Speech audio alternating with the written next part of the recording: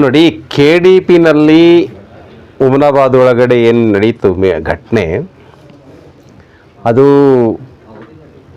48 ಎಕರೆ ಜಾಗಕ್ಕೆ ಸಂಬಂಧಪಟ್ಟಂತೆ ವಿಷಯ ಬಂದಂಥ ಸಂದರ್ಭದಲ್ಲಿ ಆ ವಿಷಯದ ಸಂಬಂಧಪಟ್ಟಂತೆ ಸದನದಲ್ಲಿನೇ ನಮ್ಮ ಶಾಸಕರು ಪ್ರಶ್ನೆಯನ್ನು ಮಾಡಿದ್ದಾರೆ. ಅದಕ್ಕೆ ಸಚಿವರಾಗಿರುವಂಥ ಬೈರತಿ ಸುರೇಶ್ ಅವರು ಕೂಡ ಉತ್ತರ ಕೊಟ್ಟಿದ್ದಾರೆ. ಆ ವಿಷಯ ಮತ್ತೆ ರಿಪೀಟ್ ಆಗಿದೆ, ಮತ್ತೆ ಇಲ್ಲಿ ಬಂದಿದೆ. ಆ ವಿಷಯಕ್ಕೆ ಸಂಬಂಧಪಟ್ಟಂತೆ ಆಡಳಿತ ಪಕ್ಷದ ಶಾಸಕರು ಯಾಕೆ ಅಷ್ಟೊಂದು ಮನಸ್ಸಿಗೆ ತೆಗೆದುಕೊಂಡು ನಮ್ಮ ಶಾಸಕರ ಮೇಲೆ ದೌರ್ಜನ್ಯವನ್ನು ಮಾಡೋಕ್ಕೆ ಬಂದರೂ ನನಗೆ ಅರ್ಥ ಆಗಲಿಲ್ಲ. ಮತ್ತು ನಮ್ಮ ಶಾಸಕರು ಸುಮ್ಮನೆ ಕೂತ್ಕೊಂಡಿದ್ದಾರೆ, ಮೀಟಿಂಗ್ ಅಟೆಂಡ್ ಮಾಡಿದ್ದಾರೆ, ಸೀದಾ ಅಲ್ಲಿಂದ ಎದ್ಬಿಟ್ಟು ಧಾವಿಸಿ ಬರ್ತಾರೆ, ನುಗ್ಗಿ ಬರ್ತಾರೆ. ಈ ದೃಶ್ಯ ನೋಡಿಬಿಟ್ರೆ ಅಕಸ್ಮಾತ್ ಅವ್ರ ಪೊಲೀಸ್ ಅಧಿಕಾರಿ ಯಾರು ಇಲ್ಲದೆ ಹೋಗ್ಬಿಟ್ಟಿದ್ರೆ ನಮ್ಮ ಶಾಸಕರ ಮೇಲೆ ಹಲ್ಲೆ ಆಗ್ಬಿಡ್ತಿತ್ತು, ಹಲ್ಲೆ ಆಗೇ ಬಿಡ್ತಿತ್ತು.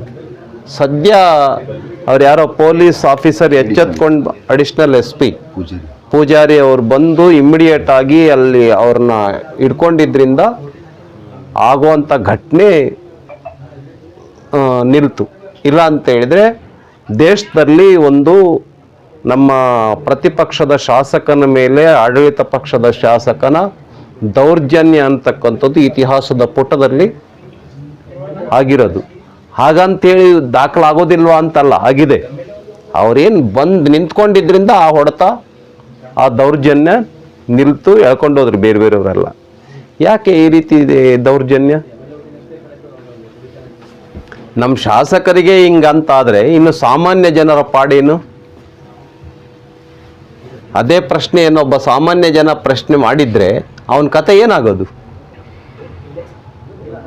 ಇದು ಸಿಟಿ ಒಳಗಡೆ ಒಂದು ಇಂಡೋರ್ ಮೀಟಿಂಗಲ್ಲಿ ಎಲ್ಲ ಅಧಿಕಾರಿಗಳ ಸಮ್ಮುಖದಲ್ಲಿ ಜಿಲ್ಲಾ ಉಸ್ತುವಾರಿ ಸಚಿವರ ಕಣ್ಗಾವಲಿನಲ್ಲಿ ಅವರ ಅಧ್ಯಕ್ಷತೆಯಲ್ಲಿನೇ ಈ ಘಟನೆ ನಡೆಯುತ್ತೆ. ಸರ್ಕಾರ ಏನೂ ಆ್ಯಕ್ಷನ್ ತೆಗೆದುಕೊಳ್ಳೋದಿಲ್ಲ, ಆಗೋಯ್ತು ಬಿಡಿ ಅಂತೇಳಿ ಆ ರೀತಿ ಉಡಾಫೆ ಉತ್ತರ ಕೊಡೋದು, ಇದು ಸರ್ಕಾರಕ್ಕೆ ಶೋಭೆ ತರ್ತಕ್ಕಂಥದ್ದಲ್ಲ. ಜಿಲ್ಲಾ ಉಸ್ತುವಾರಿ ಸಚಿವರು ಉತ್ತರ ಕೊಡಬೇಕಾಗತ್ತೆ, ಕರ್ನಾಟಕ ಸರ್ಕಾರ ಉತ್ತರ ಕೊಡಬೇಕಾಗತ್ತೆ. ಪ್ರತಿಪಕ್ಷದ ನಮ್ಮ ಶಾಸಕರ ಹಕ್ಕನ್ನು, ಶಾಸಕರ ರೈಟ್ಸನ್ನು, ಪ್ರಶ್ನೆ ಕೇಳ್ತಕ್ಕಂಥ ರೈಟ್ಸನ್ನು ಕಸಿದುಕೊಳ್ಳಕ್ಕೆ ಸಾಧ್ಯ ಇಲ್ಲ. ನಮಗೆ ಅಭಿವ್ಯಕ್ತಿ ಸ್ವಾತಂತ್ರ್ಯ ಕೊಟ್ಟಿದೆ ಸಂವಿಧಾನ. ಆಡಳಿತ ಪಕ್ಷವನ್ನು ಪ್ರಶ್ನಿಸ್ತಕ್ಕಂಥ ಹಕ್ಕನ್ನು ಪ್ರತಿಪಕ್ಷದ ಶಾಸಕರಿಗೂ ಕೂಡ ಕೊಟ್ಟಿದೆ.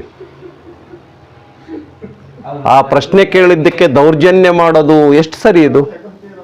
ಹಾಗಾಗಿ ಕೂಡಲೇ ಕ್ರಮ ತೆಗೆದುಕೊಳ್ಳದೆ ಹೋದರೆ 12ನೇ ತಾರೀಕು ನಮ್ಮ ಪಕ್ಷ ಹೋರಾಟವನ್ನು ಮಾಡುತ್ತೆ.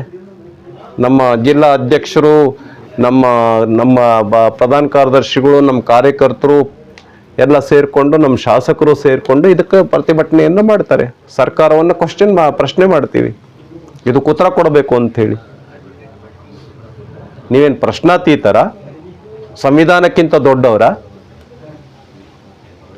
ಹಾಗಾಗಿ ಸರ್ಕಾರದ ಈ ಥರ ದೌರ್ಜನ್ಯ ನಡೆಯೋದಿಲ್ಲ, ಜನ ನೋಡ್ತಾ ಇದ್ದಾರೆ. ಪಕ್ಷ ಸರ್ಕಾರದ್ದೇ ತಪ್ಪು, ಜಿಲ್ಲಾಡಳಿತದ್ದು ತಪ್ಪು. DC ಇದ್ರು, SP ಇದ್ರು, ಜಿಲ್ಲಾ ಉಸ್ತುವಾರಿ ಸಚಿವರಿದ್ರು, ಯಾಕೆ ಕ್ರಮ ತೆಗೆದುಕೊಳ್ತಿಲ್ಲ? ಏನು ಸರ್ಕಾರದ ನಡೆ ಈ ವಿಷಯಕ್ಕೆ? ಇದನ್ನು ನಾವು ಪ್ರಶ್ನಿಸ್ತೇವೆ, ಇಲ್ಲಿಗೆ ಬಿಡೋದಿಲ್ಲ.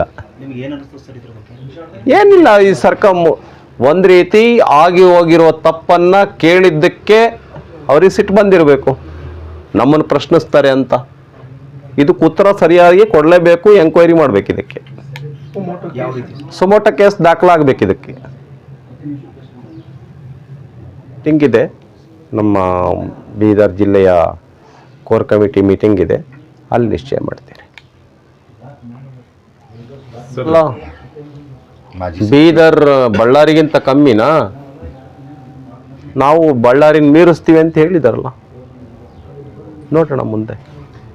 ಅಲ್ಲ ಮಾಡಲಿ, ನಮಗೆ ತೊಂದರೆ ಇಲ್ಲ. ಪೊಲೀಸ್ಗೆ ಸ್ವಾತಂತ್ರ್ಯ ಇದೆ, ಜಿಲ್ಲಾಡಳಿತಕ್ಕೆ ಸ್ವಾತಂತ್ರ್ಯ ಇದೆ. ಅವರು ಮುಂಜಾಗ್ರತೆ ಹಿನ್ನೆಲೆಯಲ್ಲಿ 144 ಸೆಕ್ಷನನ್ನು ಹಾಕಲಿ.